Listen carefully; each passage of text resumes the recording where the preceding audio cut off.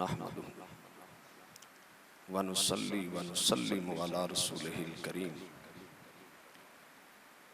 अम्मा बाद फ़अऊज़ु बिल्लाहि मिनश शैतानिर रजीम। बिस्मिल्लाहिर रहमानिर रहीम।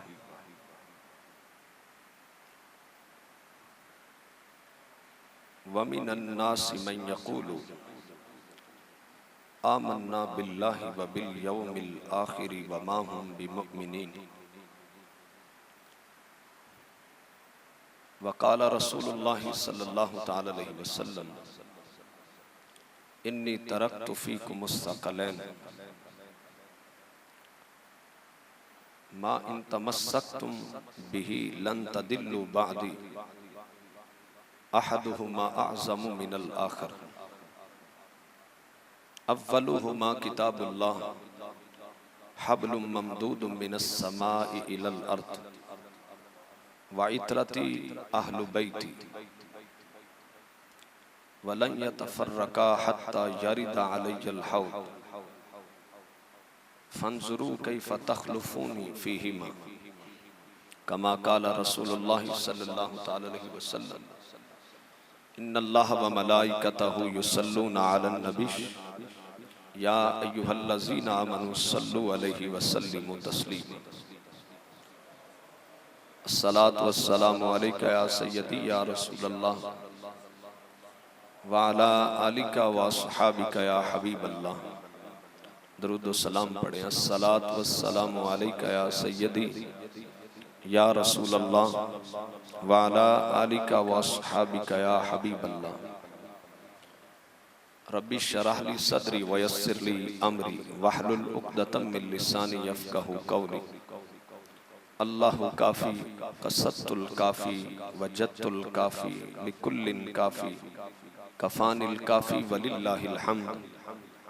रदीतु बिल्लाहि रब्बम व बिल इस्लामी दीना व बि मुहम्मदिन नबिय्यम व रसूला सल्लल्लाहु तआला अलैहि वसल्लम।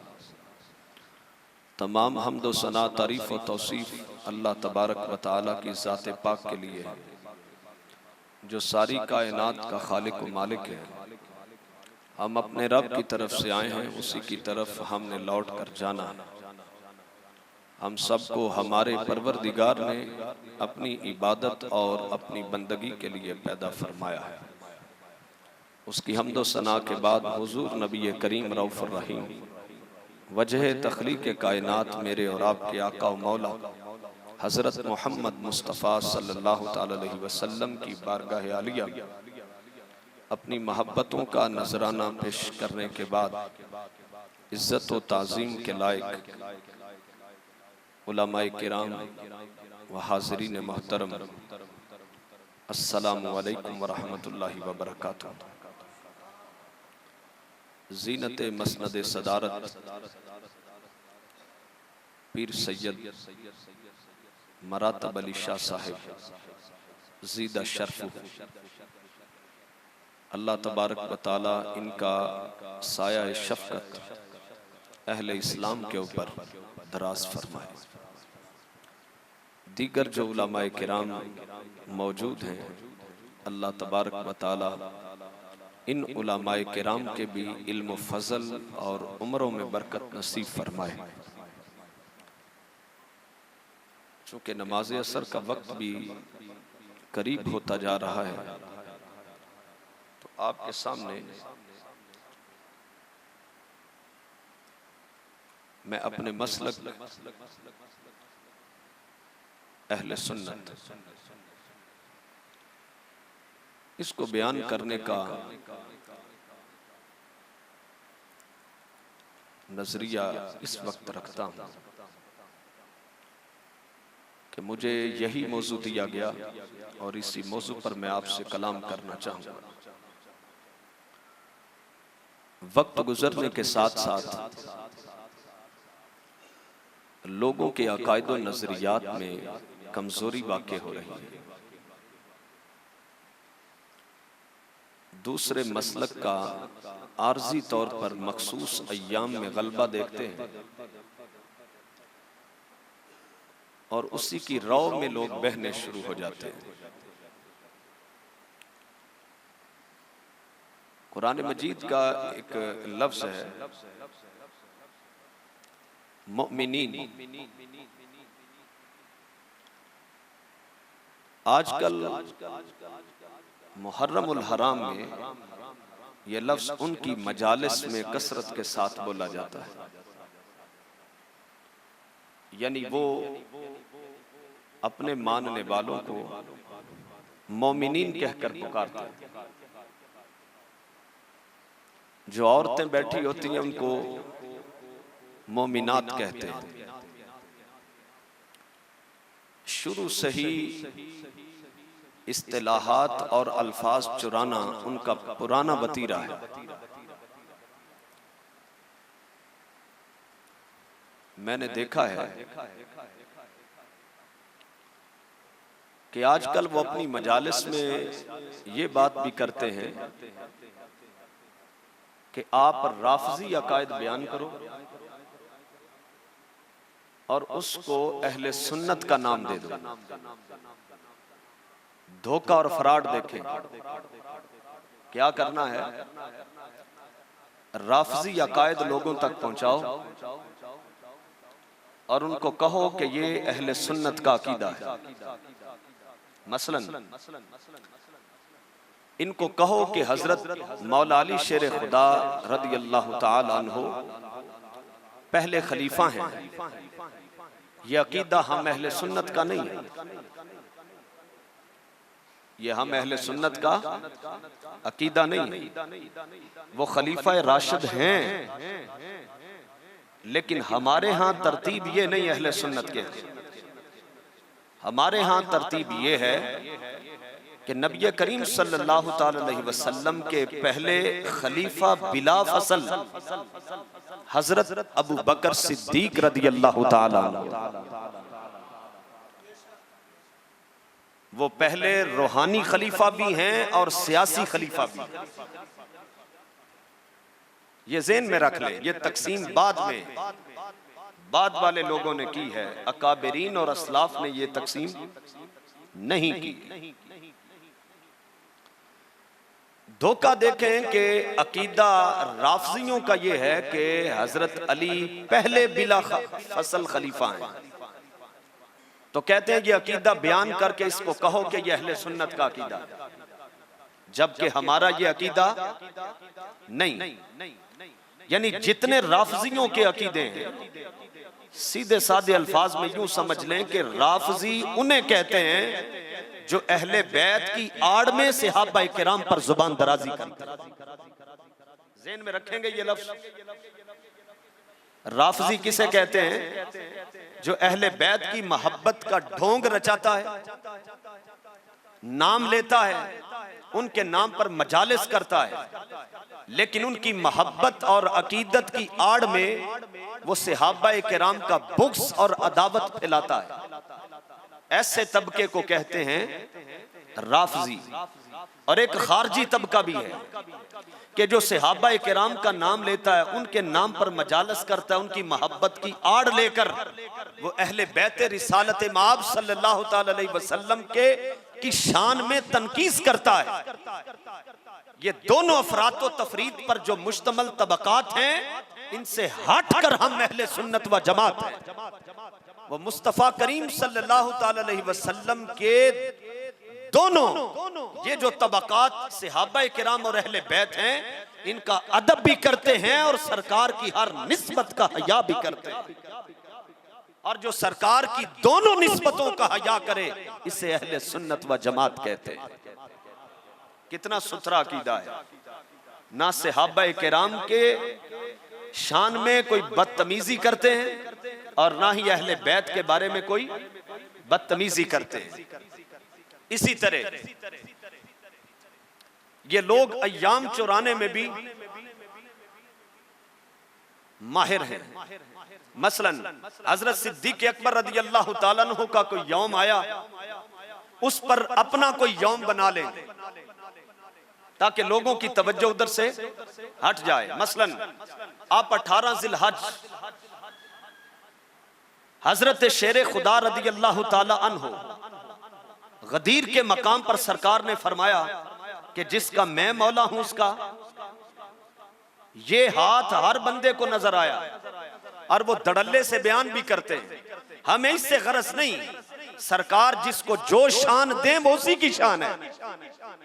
लेकिन दूसरा हाथ भी तो देखो कि हजरत उस्मान गनी रज़ी अल्लाह ताला अन्हु कि जिनके हाथ को सरकार ने अपना हाथ करार दिया है। हदैबिया के मकाम पर सरकार ने फरमाया कि नहीं, उसी उस्मान गनी रज़ी अल्लाह ताला अन्हु का यौम शहादत 18 ज़िलहज है। कितने लोग हैं जो उसे मना रहे हैं। हजरत सिद्दीक अकबर रज़ी अल्लाह ताला अन्हु का यौम आता है, ये गाड़ कर कोई अपना यौम बना लेते हैं और वो इसलिए करते हैं ताकि लोगों की उस तरफ तवज्जो ना जाए। तो ये राफिजियों के तरीके हैं और इसमें कसूर हमारा भी है। हमारे जो खुतबा हैं, हमारी अवाम, उनका भी कसूर है। हमारा कसूर क्या है? हमारे लोग मुताला कम करते हैं। जो बात उधर से सुनी वो इतनी गालिब हो गई उस पर कि वही बात अपनी मजालस में बयान करने लगे। इतनी कसरत के साथ उसका जिक्र होने लगा। और हमारे खुतबा की अक्सरियत पढ़ी लिखी कोई नहीं। मैं उलमा से माजरत करते हुए उलमा की बात नहीं कर रहा, मैं उनकी बात कर रहा हूं कि जो कहीं से पढ़े लिखे नहीं, सिर्फ सुर ताल उन्हें आती है, शेर व शायरी के धुने इस्तेमाल करते हैं और पूरे मजमे पर एक सहरदारी कर देते हैं। याद रख लें, अहले सुन्नत का अकीदा ये शेर व शायरी से वजूद में नहीं आता है। अहले सुन्नत का अकीदा या तो कुरान मजीद से बनता है या मुस्तफा के फरमान से बनता है। अहले सुन्नत का हर अकीदा उसके पीछे या कुरान मजीद की आयत होती है या मुस्तफा की हदीस से पाक होती है। हमारे अकीदे ऐसे नहीं है कि किसी कव्वाल ने कवाली बोली तो इस पर हमारा अकीदा बन गया, ऐसा हरगिज नहीं।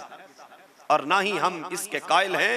हमारा अकीदा या कुरान मजीद की आयत से है या हमारा अकीदा नबी करीम सल्लल्लाहु ताला अलैहि वसल्लम की हदीस से है। अब मैं जो आपसे बात करना चाहता हूं ये, हमारे यहाँ जो राफजी हैं, बल्कि उनके इश्तिहारों पर भी और उनकी मजालस में भी यह लफ्ज इस्तेमाल होता है। कहते हैं भाई मोमिनीन सारे बैठे हुए हैं, या वो अपने मुखातिब जो लोग होते हैं उन्हें क्या कहते हैं? बोले, उन्हें मोमिनीन कहते हैं, यानी ये ईमान वाले। मैं कसम उठा के कहता हूं पूरा कुरान आप पढ़ लें, सहाबा किराम के किसी गुस्ताख को कुरान मजीद के अंदर एक जगह पर भी मोमिन नहीं कहा गया। एक आयत भी ऐसी नहीं है कि कोई हो सहाबा किराम का गुस्ताख और उसको कुरान ने मोमिनीन में शामिल किया हो। कोई सैयदा आयशा सिद्दीका का नाफरमान, उनका गुस्ताख और बेअदब हो और कुरान ने उसको मोमिन कहा हो, ऐसी एक आयत भी कुरान में नहीं है। जब ये लफ्ज कुरान का है तो फिर ये कुरान से पूछना चाहिए कि कुरान ने मोमिन किसको कहा हुआ? हर बंदे को तो कुरान मोमिन नहीं कहता। मसलन मैं एक मिसाल आपको देता हूं, सैयदा आयशा सिद्दीका हम सब की मां है कि नहीं? नबी की बीवियां उम्मत की क्या लगती हैं? नबी की बीवियां उम्मत की क्या लगती हैं? माएं लगती हैं। हजरत सैयदा आयशा सिद्दीका रज़ियल्लाहु ताला अन्हा से किसी ने कहा कि ए उम्मुल मोमिनीन, फलां शख्स आपको अपनी मां नहीं मानता है, वो आपको अपनी मां नहीं मानता है। तो वो बजाय परेशान होने के मुस्कुराने लगी और फरमाया कि मेरे बच्चों, वो ठीक कहता है, वो मुझे अपनी मां नहीं मानता तो वो ठीक कहता है। वो बड़े ताज्जुब में आया कि ये कैसे हो सकता है कि वो आपको मां नहीं मानता और आप मुस्कुरा रही हैं। आपने फरमाया क्या तुमने कुरान नहीं पढ़ा? मेरे बच्चे, कुरान मजीद ने मुझे मोमिनों की मां बनाया है, मुझे काफिर की मां नहीं बनाया।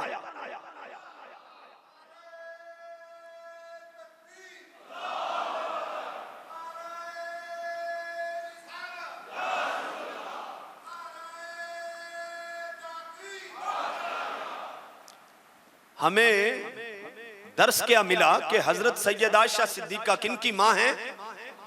बोले तो सही सारे, किन की माँ है? तो जो अपने जलसों में उन पर तनकीद करे, उन पर इल्जाम तराशियां करे या उनकी तनकीस करे, वो उसकी माँ हो सकती है। सैयद आयशा सिद्दीका हो या मुस्तफा की कोई ज़ौजा मुतहरा, वो सब मोमिनों की माएँ हैं। उनमें से किसी एक की शान के अंदर भी कोई तनकीस करता है, वो मोमिन नहीं रहता है, क्योंकि सरकारे दो आलम सल्लल्लाहु ताला अलैहि वसल्लम की अज़वाज मुतहरात उम्मत की माएँ हैं, और जिनकी वो माएँ हैं वो मोमिन हैं। वो कौन है? वो मोमिन है। जो बंदा कुरान मजीद को साबती ना माने वो मोमिन हो सकता है। जो सहाबाए किराम का बुग़्ज़ फैलाए किसी सहाबी रसूल के बारे में, वो मोमिन हो सकता है। जो अज़वाज मुतहरात का बेअदब हो वो मोमिन हो सकता है। लेकिन देखो चालाकी कि जिनको कुरान ने मुनाफिक कहा, जिनको कुरान ने मुदाहिन कहा, जिनको कुरान ने गुस्ताख कहा, वो अपनी मजालिस में खुद को मोमिन करार दे रहे हैं। ए मोमिनो, ए अहले सुन्नत, मैं आपसे ये गुजारिश करना चाहता हूँ, अपनी आंखें खोलो, कुरान मजीद को आसफ़ल ताख़िर देखो।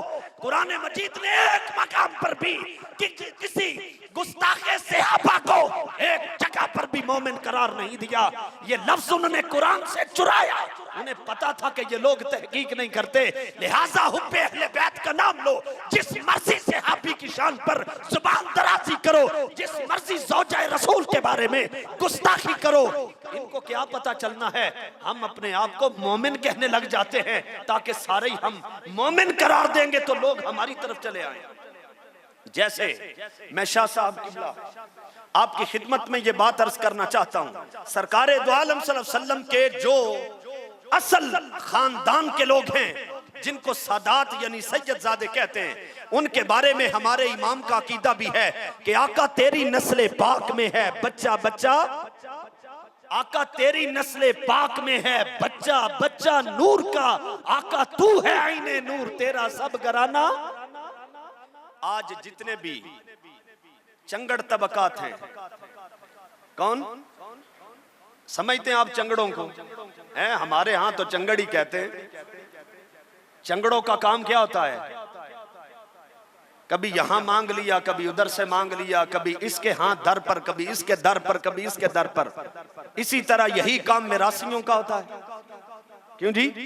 खाना बदोशों का यही काम होता है। और कुछ लोग हमारे यहाँ भी जो समझते हैं ना कि चले जिधर की मर्जी दाल मिलेगी उधर को चले जाएंगे, ये मजहबी चंगड़ होते हैं। ये मसलक के चंगड़ भी लोग होते हैं जिनको अपने अकीदे की लाज ना हो।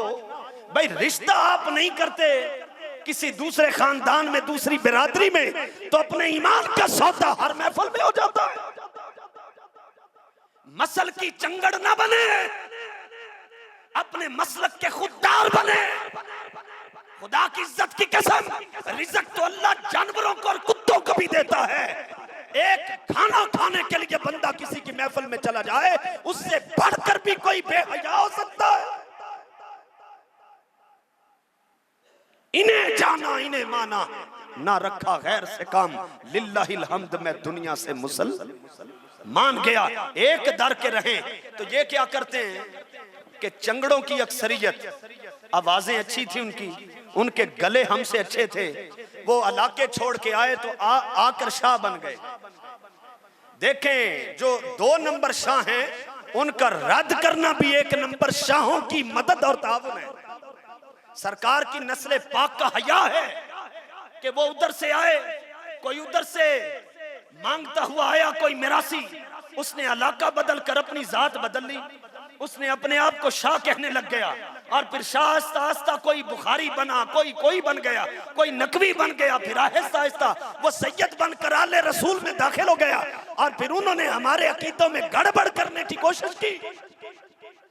जिस तरह उन्होंने चंगड़ों ने अपने आप की जात बदली, ऐसे ही बाज लोगों ने हैं गुस्ताखे रसूल, हैं गुस्ताखे सहाबा, हैं गुस्ताखे अहले बैत, और उन्होंने अपना नाम मोमिन रख लिया।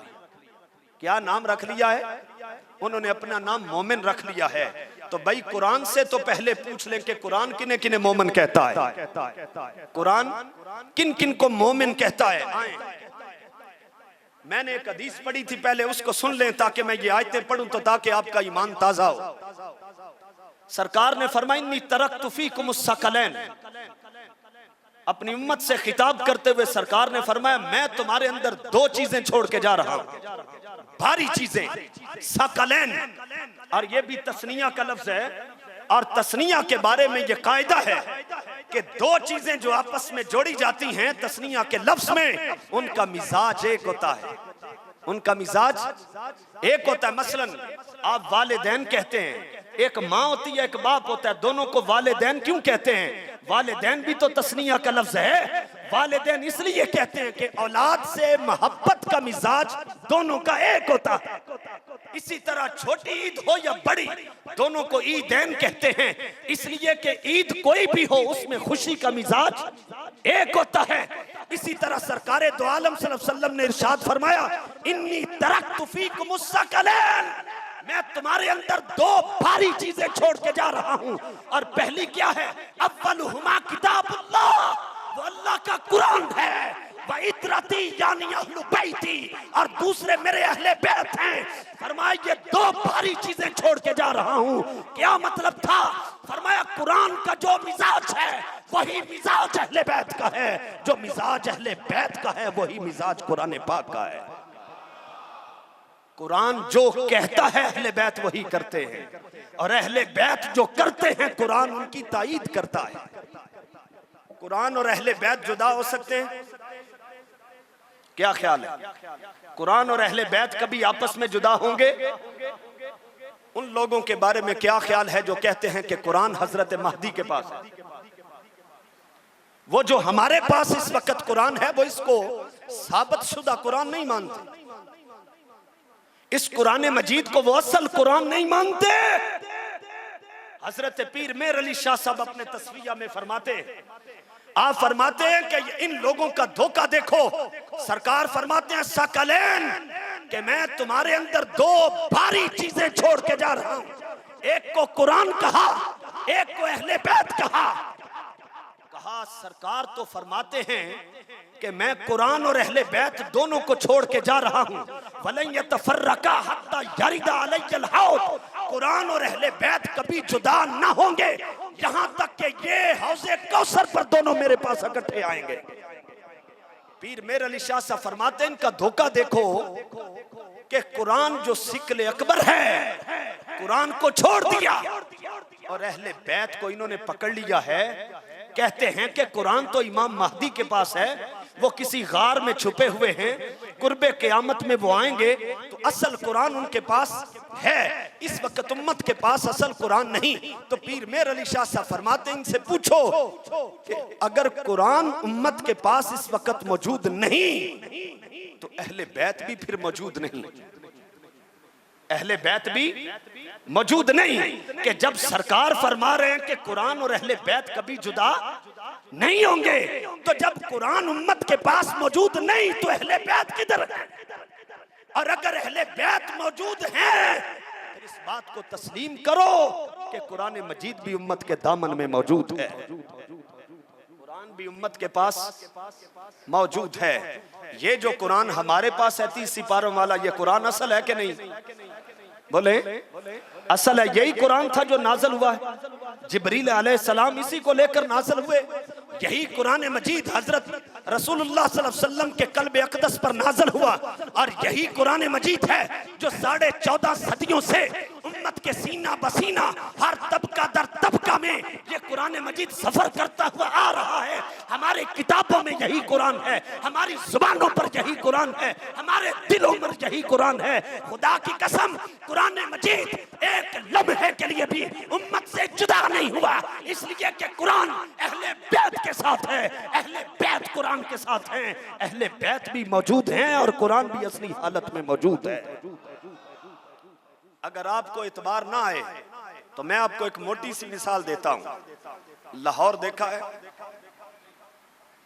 दाता गंज बख्श अली हुजवेरी रहमतुल्लाह तआला अलैह का रोजा देखा आपने? जिन्होंने देखा हाथ खड़ा करें।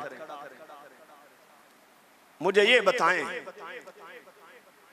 नमाजों के सिवा 24 घंटे कोई ऐसा सेकंड, कोई ऐसा मिनट दिखा सकते हैं कि जब उनके रोजे पर कुरान की तिलावत ना हो रही? कोई एक लम्हा दाता साहब बजाते खुद इमाम हुसैन नहीं, ये तो इमाम हसन की नस्ल पाक से हजरत इमाम हुसैन और हसन का खून है। ये अहले बैत रिसालत माब का चश्मो चराग है। ये वो शहजादे हैं जो करबला में मौजूद नहीं थे, ये तो अफगानिस्तान के इलाका हुजवेर से आए थे, लाहौर के अंदर आकर डेरा लगाया। लेकिन देखो तो सही कि सैयद ज़ादे हजरत दाता गंज बख्श अली हुजवेरी सादात के खानदान का चश्मो चराग है। कुरान ने तो एक लम्हे के लिए इनका साथ नहीं छोड़ा, तो अहले बैत का साथ कैसे छोड़ना? हजरत इमाम हुसैन रज़ी अल्लाह तआला अन्हु के बारे में क्या आपने नहीं सुना कि उनका सरे अनवर नेज़े के ऊपर रखा था और दिमश्क के बाजारों में जब सफर करता हुआ जा रहा था तब भी उनकी जुबान पर कुरान मजीद जारी था। तो कुरान एक लम्हे के लिए भी अहले बैत से जुदा। किसी राफजी को अहले बैत की मोहब्बत पे ना परखे जब तक कि वो कुरान मजीद पर अपने ईमान को जाहिर न कर दे। जब तक कुरान मजीद के साथ किसी राफजी का ताल्लुक नहीं, तो अहले बैत की मोहब्बत का दावा झूठा है, बिल्कुल 100% झूठा है। इसलिए कि ये कैसे हो सकता है कुरान को छोड़कर अहले बैत की तरफ जाए? जहां अहले बैत होंगे वहां कुरान होगा, जहां कुरान होगा वहां अहले बैत होंगे। देखें, सबसे बड़ा मकाम तो कुरान का है ना। किसका है? कुरान का है, उसके बाद हदीस का है, उसके बाद फिर सहाबा किराम के अकवाल है, यानी अहले बैत और सहाबा, फिर उसके बाद अजमाए उम्मत है। भाई तारीख का जो दर्जा है वो दलाइल की दुनिया में बहुत बाद में। ये क्या करते हैं? राफजियों का तरीका ये है कि वो तारीख की किताबें सामने रखकर सहाबा किराम के नक्श तलाश करते हैं, और खारजियों का तरीका ये है तारीख की किताबें सामने रखकर अहले बैत के ऊपर तनकीद का मौका तलाश करते हैं। कुर्बान जाएं अहले सुन्नत तुम्हारे अकीदे पर, खुदा की इज्जत की कसम हमने ये कहा कि जिन हस्तियों को कुरान ने बयान किया, जिनका जिक्र कुरान कर रहा है और जुबान मुस्तफा कर रही है, कुरान के होते हुए, मुस्तफा की हदीस के होते हुए हम किसी तारीख की किताब को नहीं मानते। जिनकी शान कुरान ने बयान की है, हमारे नजदीक मोतबर हस्तियां वही हैं। इन्होंने कहा छोड़ो कुरान को, कुरान को छोड़ दोगे तो सारा जितना भी हमारा अकीदा होगा वो बच जाएगा। लेकिन याद रख लें, अकीदा हमेशा बनता है कुरान से।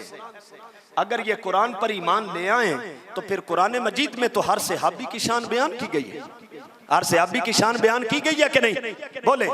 इस पर आप देखें, सैयदना अमीर मुआविया रज़ियल्लाहु ताला अन्हु सहाबी रसूल हैं कि नहीं?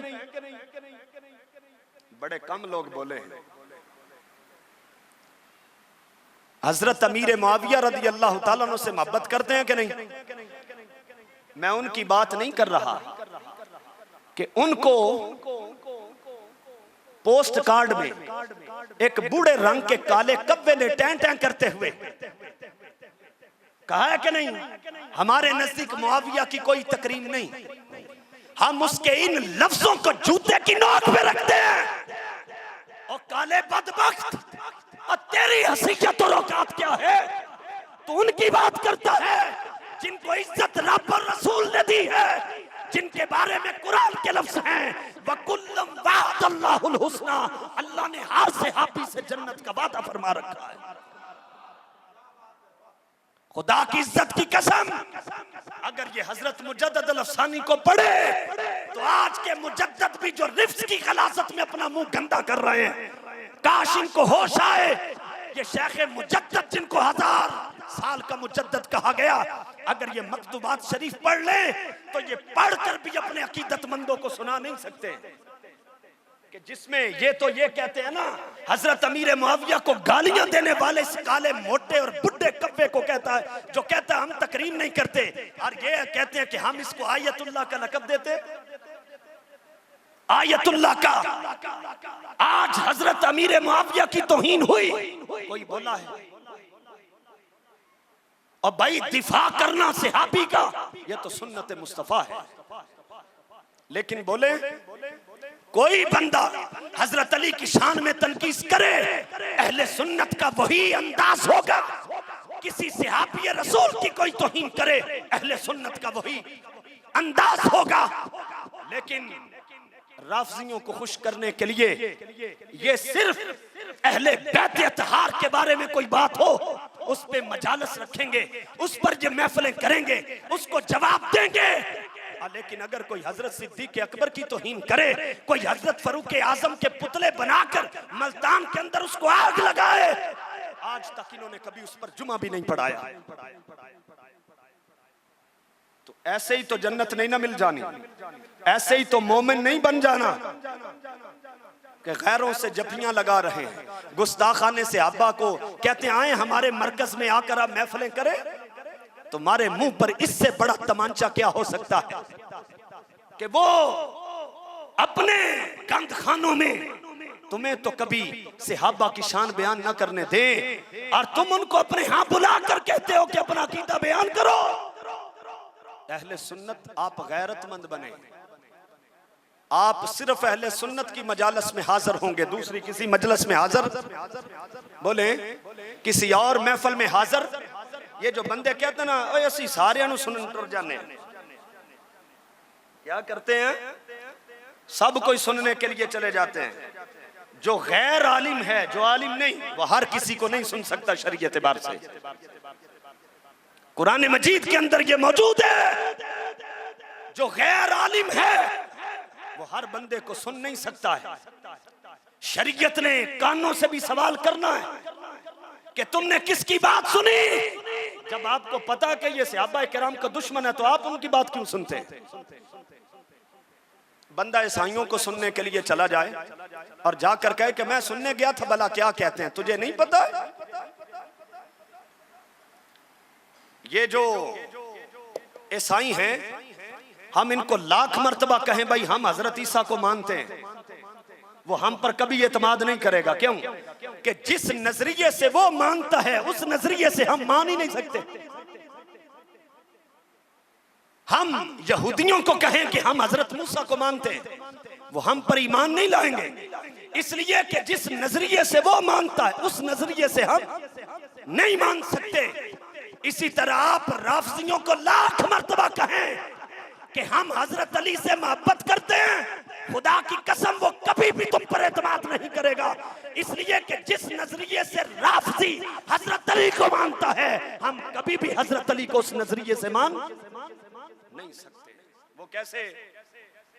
एक बंदा ये कहे कि नबी करीम सल्लल्लाहु ताला अलैहि वसल्लम के सिवा हम हजरत अली को सारे नबियों से अफजल मानते हैं, यह अकीदा कुफर है कि नहीं है? बताएं, हजरत अली नबी हैं या गैर नबी? गैर नबी है ना। गैर नबी नबी से अफजल कैसे हो सकता है? हमारे यहां तो बराबर नहीं हो सकता, तो नबी से अफजल कैसे होगा? तो जो ये कहे हजरत ईसा के बारे में, हजरत अली के बारे में कि हजरत अली जो हैं वो सारे नबियों से अफजल हैं सिवाय नबी करीम सल्लल्लाहु अलैहि वसल्लम के, ऐसा बंदा काफिर हो जाता है। तो हम राफजी के इस कहने पर उस तरह हजरत अली को मान लेंगे? वो हजरत अली को खलीफा बिला फसल मानते हैं, लेकिन हम नहीं मान सकते कि हम अहले सुन्नत हैं। आप लाख मर्तबा उसको मोहब्बत जताएं, वो कभी भी आपकी बात तस्लीम करने के लिए तैयार नहीं होगा। अपने अकीदे को समझें और अपने अकीदे की अपने अंदर गैरत पैदा करें। और उलमा, इसीलिए जो फतावा रज़विया भी सुनाया जा रहा था, वो बार बार हर लफ्ज के बाद कह रहे थे, हर बात के बाद कि ये भी हराम है, अब ये भी हराम है। कोई बंदा शरीर आदमी उठे और उनके उस क्लिप को काट कर कहे कि ये देखो बस मौलवी कुर्सियों पे बैठ के हराम हराम हराम के फतवे देते हैं, लेकिन पीछे से जो सवाल किया गया था उसकी गैरत में जो शरीफ जवाब दिया गया था, बात उसकी हो रही है कि मुस्तफा करीम की बेअदबी करने वाला, उसके साथ उठना बैठना खाना पीना, उसका निकाह, उसका जनाजा, ये सब हराम है। सवाल तो ये किया गया था और जवाब ये दिया गया है। तो हम सियाको सबाक से बातों को काट कर सुनने के आदी हो गए हैं, लिहाजा इससे इज्तनाब करना होगा। तो बात मैं ये कर रहा था कि अगर ये हजरत शेख मुजद्दद अल अफसानी को पढ़े तो हजरत शेख मुजद्दद अल अफसानी के मकतूबात ये तो अपने अकीदतमंदों को सुना भी नहीं सकते कि हजरत शेख मुजद्दद अल अफसानी फरमाते हैं जो राफजी है वो यहूद और नसारा से भी बदतर है। किन से? यहूदियों से और ईसाइयों से भी। अगर यहां कोई बंदा ऐसा बैठा है जो राफजियों का हामी है तो मेरे इस सवाल का जवाब दे। यहूदियों से अगर पूछा जाए कि बताओ तुम में सबसे अफजल तबका कौन सा है, यहूदी कहेंगे कि सबसे अफजल तबका वो है जिन्होंने हमारे नबी को देखा और हमारे नबी की सोबत पाई, हमारे नबी पर ईमान लाया। सबसे अफजल तबका यहूदियों के यहाँ वो है जिनकी मुलाकात हजरत मूसा अलैहिस्सलाम से हुई, उन पर ईमान लाए, उनकी सोबत में रहे। इसी तरह अगर ईसाइयों से पूछा जाए कि तुम में से सबसे अफजल तबका ईसाइयों में कौन है, वो कहेंगे जो हजरत ईसा पर ईमान लाए, जो हजरत ईसा की जिन्होंने सोबत पाई और उनके सहाबी बने। शेख मुजद्दद फरमाते हैं कि राफजी तबका इसलिए बदतरीन है कि ये कहता है कि जो सहाबा किराम जिन्होंने हुजूर पर ईमान लाया, उनसे मुलाकात की, माज़अल्लाह वो सारे के सारे मुनाफिक मुर्तद और दीन से फिर गए थे। तो फिर बदतर हुए कि नहीं? बताएं, वो सारे बदतर हुए कि नहीं? इस तरह हम आपसे ये कहते हैं, खुदा के लिए जो ईमान है वो सबसे कीमती है। तो इनसे सवाल आप ये करें जो हजरत पीर मेर अली शाह साहब फरमाते हैं कि राफजियों से पहले पूछें कि ठीक है अहले बैत के साथ तुम्हारा रिश्ता है, लेकिन हमें ये बताओ क्या क्या कुरान के ऊपर तुम्हारा ईमान है? अगर कुरान पर ईमान है तो उनकी बात को कबूल करो, अगर कुरान के साथ रिश्ता नहीं तो फिर छोड़ दो ऐसे लोगों को। ये अपने दावे में झूठे हैं, अपने दावे में आइए, ये अपने आप को कहते हैं कि हम मोमिनीन हैं। अब कुरान से पूछते हैं कि मोमिनीन कौन से? आइए, हदैबिया के मकाम पर 1400 या 1500 सहाबी बैठे हुए थे। सरकार दो आलम सल्लल्लाहु अलैहि वसल्लम ने हजरत उस्मान गनी को मक्का में सफीर बना के भेजा और अफवाह उड़ा दी मक्का के काफिरों ने कि उस्मान को शहीद कर दिया गया। अफवाह फैला दी। रसूल करीम सल्लल्लाहु ताला अलैहि वसल्लम ने यूं हाथ किया और फरमाया ये हाथ उस्मान का है। क्या है? ये हाथ उस्मान का है। सरकार ने यूं रखा, सारे सहाबा किराम ने सरकार के जो उस वक्त मौजूद थे उन्होंने सरकार के हाथ पर बैत की। सरकार ने अपना हाथ किसके हाथ को करार दिया? हजरत उस्मान के। अब कुरान मजीद ने वो जो 1400 या 1500 थे उनको क्या कहा? फरमाया लक़द रदियल्लाहु अनिल मोमिनीन। फरमाया मेरे महबूब ये जो 1400 या 1500 आपके पास बैठे हुए हैं ये सारे के सारे मोमिनीन हैं। अल्लाह इनसे राजी हो चुका। अल्लाह इनसे, बोलिए, अल्लाह इनसे राजी हो चुका। तो वो जो 1400 या 1500 थे, कुरान तो उनको मोमिन कहता है। तो बताओ हदैबिया के मकाम पर अबू बकर सिद्दीक मौजूद थे कि नहीं? बताओ हजरत फारूक आजम मौजूद थे कि नहीं? हजरत उस्मान रूहानी एतबार से सरकार के फरमान के मुताबिक वहां मौजूद थे के नहीं थे? और 1400 में से किसको निकालोगे, किसको रखोगे? तुम तो कहते हो 7-8 थे जो सिर्फ मुसलमान थे, बाकी सारे इस्लाम से फिर गए थे। और कुरान उन 1400 को बंदा मोमिन करार दे रहा है।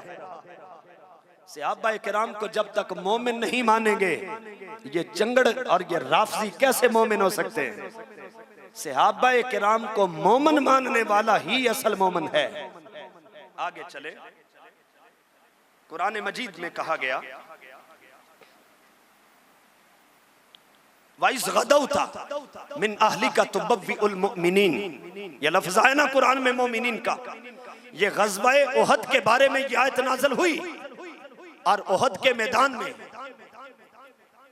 कौन सा सहाबी नहीं था? क्या हजरत सिद्दीक़ अकबर नहीं थे? क्या हजरत उमर फारूक उहद के मैदान में नहीं थे? हजरत उस्मान मौजूद नहीं थे? बाकी सहाबा किराम मौजूद नहीं थे? उहद के मौके पर सरकार दो आलम सल्लल्लाहु अलैहि वसल्लम अपने सहाबा को मोर्चों पे खड़े कर रहे थे और फरमाया तुमने यहाँ खड़े होना है, तुमने यहाँ खड़े होना है, तुमने यहाँ से हमला करना है। तो कुरान ने कहा मेरे महबूब वइस गदौत मिन अहलिका, याद करो उस वक्त को जब सुबह के वक्त आप अपने दौलत कदे से बाहर तशरीफ लाए तो बव्विउल मुमिनीन मकाइद लिल किताल, जिहाद के लिए आप मोमिनों को उनकी जगहों पे खड़ा कर रहे थे। बताओ जिनको कुरान ने मोमिन कहा है वो कौन थे? खुदा की इज्जत की कसम वो सहाबाए किराम थे। वो कौन थे? और यहाँ पर किसी को तशवीश ना हो, अगर कोई किसी खास अकायद की बुनियाद पर मजबूर है और वो ये कहे कि अहले बैत की बात नहीं कर रहा और ये सहाबा कर रहा है, याद रख ले अहले बैत के लिए भी शर्त है पहले सहाबी होना। ये नुक्ता ज़हन में रखें। जब तक अहले बैत के अफराद की सहाबियत तस्लीम नहीं की जाएगी, उनका अहले बैत होना तस्लीम नहीं किया जा सकता है। अहले बैत होना बाद में है, उनका पहले शर्फ सहाबियत माना जाएगा। अबू लहब किस खानदान से है? सरकार का चचा है ना, बनु हाशम खानदान से है। आज तक किसी ने उसको अहले बैत में शामिल नहीं किया, इसलिए कि सरकार का जमाना पाया, सरकार को देखा लेकिन ईमान नहीं लाया। जब ईमान नहीं लाया तो सहाबी नहीं बना, तो जब शर्फ सहाबियत नहीं तो शर्फ नसब और शर्फ अहले बैत भी जाता रहा। लेकिन हजरत अलीउल मुर्तजा शेर खुदा को हम अहले बैत में कहते हैं, मानते हैं, लेकिन शेख मुजद्दद फरमाते हैं कि हजरत अली के पास दो निस्बतें हैं। एक निस्बत शर्फ सहाबियत की है, एक निस्बत शर्फ नसब की है। हजरत अली का शर्फ सहाबियत उनके शर्फ नसब से बड़ा है, इसलिए कि पहले ईमान लाया हुजूर पर, ईमान लाकर सहाबी बने, उसके बाद फिर हुजूर का अहले बैत होना नसीब हुआ है। और जो बंदा पहले ईमान ही ना लाए नबी पर तो वो कभी अहले बैत में शामिल होगा नहीं होगा। इसलिए जरूरी है कि ये बात की जाए। जब भाई सहाबा का नाम लिया जाए सहाबी, तो इससे मुराद खाली सहाबा किराम नहीं होते, इससे मुराद अहले बैत अतहार भी होते हैं। ये ज़हन में आपने रखना है। तो सरकार खड़े कर रहे थे मुजाहिदीन को, सहाबा को, तुमने यहाँ खड़े होना, तुमने यहाँ खड़े होना, उनको जगहों पर मुकर्रर कर रहे थे। कुरान मजीद को ये अंदाज इतना पसंद आया, रब्बे जुल जलाल ने कुरान में ये आयत नाज़िल करके फरमाया मेरे महबूब याद तो करो उस वक्त को जब आप अपने दौलत कदे से बाहर तशरीफ लाए थे और आप मोमिनों को उनकी जगहों पे खड़ा कर रहे थे। सवाल ये है कि जिनको कुरान मोमिन कह रहा था वो कौन है? मोमिनीन तो कहा गया था सहाबाए किराम को, तो तुम उनके दुश्मनों के मोमिनीन कैसे बन सकते? आगे चले।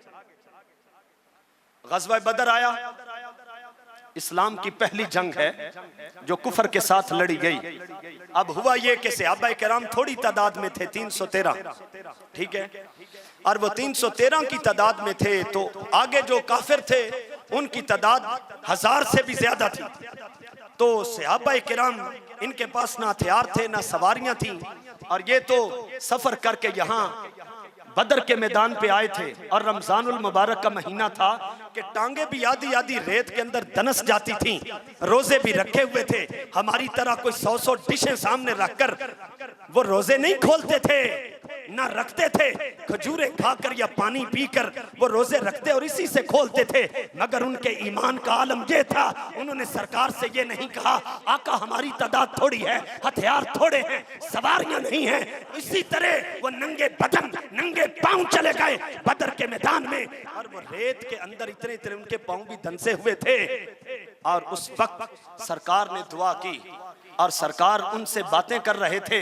वो जो सहाबा किराम बदर के मैदान में थे तो सरकार फरमा रहे थे, ऐ मेरे सहाबा क्या तुमको ये काफी नहीं कि आसमान से फरिश्ते तुम्हारी मदद के लिए उतारे जाएं? कुरान मजीद ने ये अंदाज देखा तो रब्बे जुल जलाल ने अपने महबूब पर आयत नाज़िल फरमाई, इस्तक़ूलु लिल मुमिनीना अलन यकफियकुम अन युमिद्दकुम रब्बुकुम।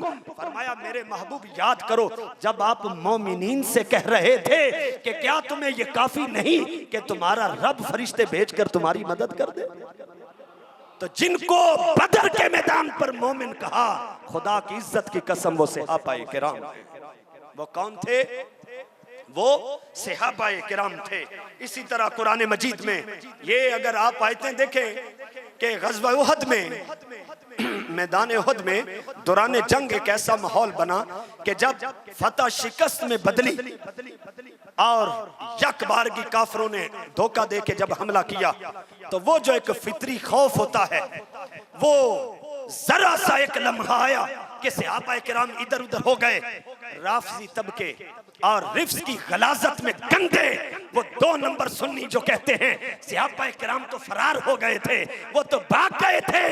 अगर भाग जाने से वो मुनाफिक बन जाते, भाग जाने से अगर वो कोई और लक़ब के साथ रब उनको याद करता, तो फिर तो तुम्हारा हक था कि तुम कह सकते खुदा की इज्जत की कसम, अगरचे सहाबाए किराम जंग के माहौल में ऐसा लम्हा आया कि फितरी खौफ की वजह से जब इधर उधर हुए, उस वक्त जब कुरान ने उनको मुआफ किया, उस वक्त आयत नाज़िल हुई, वल्लाहु ज़ू फज़लिन अलल मुमिनीन, अल्लाह ने मुआफ करके मोमिनीन पर फजल फरमा दिया है। उनको कुरान ने उसके बावजूद भी क्या कहा? मोमिनीन कहा है। इसी तरह देखें कुरान ने कहा, लक़द मन्नल्लाहु अलल मुमिनीन इज़ बअस फ़ीहिम रसूला, अल्लाह ने मोमिनों पर एहसान किया है अपना रसूल भेजकर। मैं पूछता हूँ हुजूर किन में तशरीफ लाए थे? कुरान तो कहता है वो मोमिनीन में आए थे। तो वो मोमिनीन उस वक्त कौन थे जिनमें सरकार मबूस हुए? वो खुदाए जुल जलाल के पैगंबर जब तशरीफ लाए, उस वक्त सहाबाए किराम थे जिनके अंदर सरकार जलवा फिरास हुए। इसी तरह कुरान मजीद में बहुत सारी आयात हैं। देखें फरमाया, या अय्युहन नबिय्यु कुल्ली अज़वाजिका व बनातिका व निसाइल मुमिनीन, ए नबी अपनी अज़वाज से और अपनी बेटियों से और मोमिनीन की औरतों से फरमाओ कि पर्दा करना है। पर्दे वाली आयात नाज़िल हुई, नबी की अज़वाज की समझ भी आ गई, उनकी बेटियों की समझ भी आ गई। लेकिन मैं पूछना चाहता हूं कि कुरान कहता है कि मोमिनीन की जो औरतें हैं उन्हें भी हुक्म दो। अगर सहाबाए किराम मोमिन नहीं थे तो कुरान किन को मोमिनीन की औरतें कह रहा था? मोमिनीन से मुराद सहाबाए किराम हैं। कौन है? सहाबाए किराम हैं। इसी तरह कुरान मजीद में सूरह अनफाल अगर आप पढ़े तो कुरान ने कहा, या अय्युहन नबिय्यु हस्बुकल्लाहु व मन इत्तबाअका मिनल मुमिनीन, ए मेरे पैगंबर अल्लाह तुझको काफी है और वो मोमिन भी आपको काफी हैं जिन्होंने आपकी इत्तिबा की है। अब वो कौन थे? खुदा की इज्जत की कसम वो सहाबाए किराम थे। इसी तरह फरमाया, एक तबके ने मस्जिद बनाई थी और उसने मस्जिद ज़र्रार बनाई और उसके कुछ प्लान थे। उन्होंने कहा मस्जिद बनाओ और मस्जिद बनाकर सरकार को कहो कि मस्जिद का इफ्तिताह कर दे, और हम जब सरकार इफ्तिताह करके चले जाएंगे तो सहाबाए किराम जो हैं ये भोली बाली तबीयत के बड़े सीधे साधे मुसलमान हैं, हम इनको कहेंगे देखो हुजूर ने हमारी मस्जिद के अंदर नमाज पढ़ी थी, लिहाजा तुम इधर आकर नमाज पढ़ो। जब ये नमाज पढ़ने आएंगे तो हम इनका अकीदा खराब करते जाएंगे, इनके ईमान को खराब करते जाएंगे। लेकिन वही इलाही का जमाना था, उन मुनाफिकों के इस प्लान को कुरान मजीद ने रद्द कर दिया। फरमाया तुमने देखा, वल्लज़ीना इत्तखज़ू मस्जिदन दिरारन व कुफ्रन व तफरीकन बैनल मुमिनीन, फरमाया जिन्होंने मस्जिद बनाई थी ताकि मुसलमानों को जरर पहुंचाया जाए और मुसलमानों के अंदर कुफर को फैलाया जाए और मोमिनीन को आपस में जुदा किया जाए।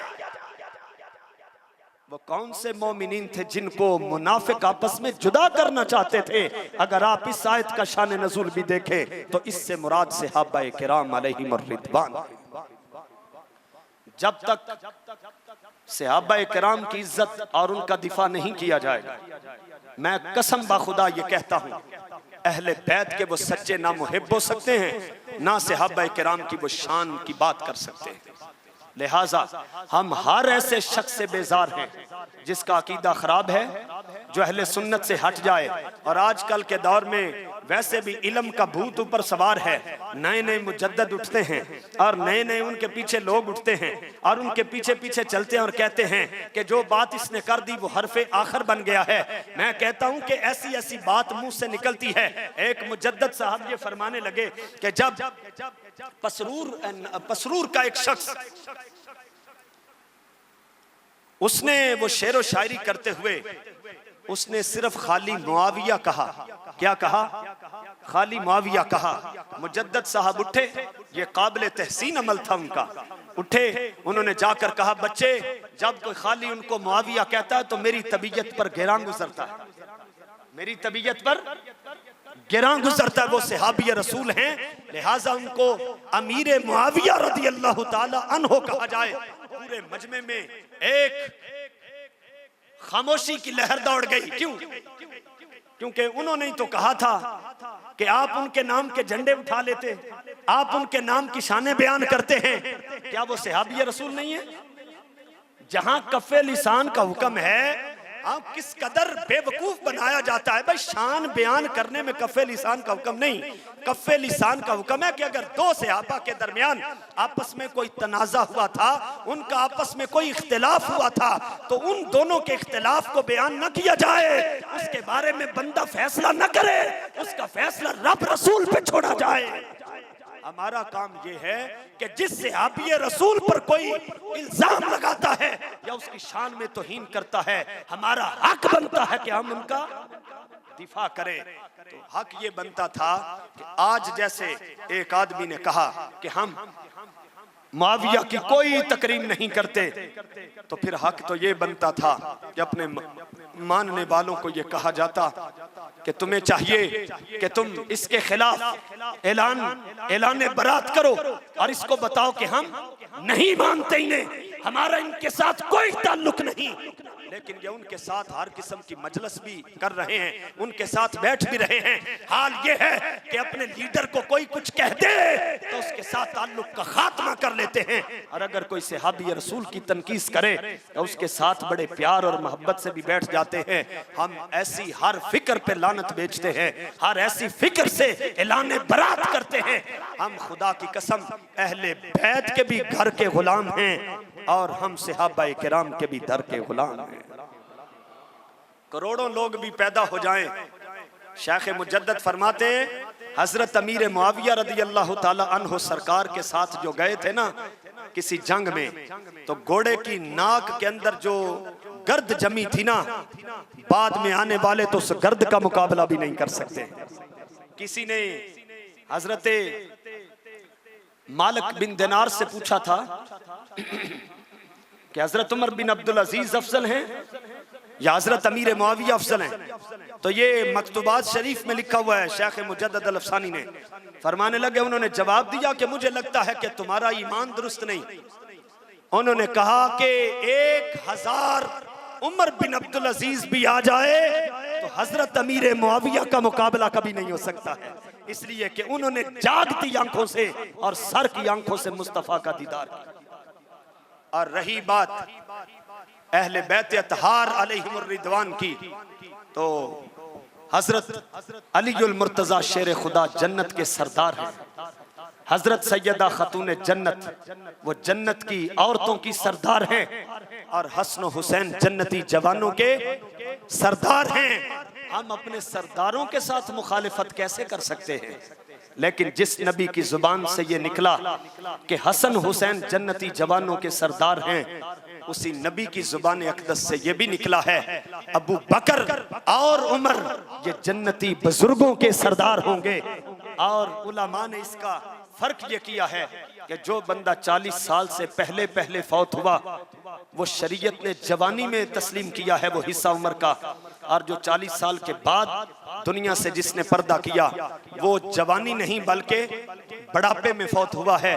लिहाजा जो 40 साल से पहले फौत हुआ उसके सरदार जन्नत में हसन हुसैन होंगे, और जो 40 साल के बाद दुनिया से गया उसके सरदार हजरत अबू बकर उमर रदी अल्लाह ताला अनहुमा होंगे। लिहाजा मैंने आपके सामने जो बयान किया है, अल्लाह ताला हम सबको इस पर अमल की तौफीक भी अता फरमाए, हमारे अकीदे की, हमारे ईमान की अल्लाह ताला हिफाजत भी फरमाए। गुफ्तगू के दौरान अगर कोई ऐसा जुमला जो हद तजावुज़ से पार हुआ, मैं अल्लाह ताला से उसकी माफ़ी का तलबगार हूँ, लेकिन जो अल्फाज सही अदा हुए अल्लाह ताला हमारे क़ुलूब व ज़हान में उसको रासिख़ फरमा कर हमारे अक़ाइद की इस्लाह फरमाए। व आखिरु दावाना अनिल हम्दुलिल्लाहि।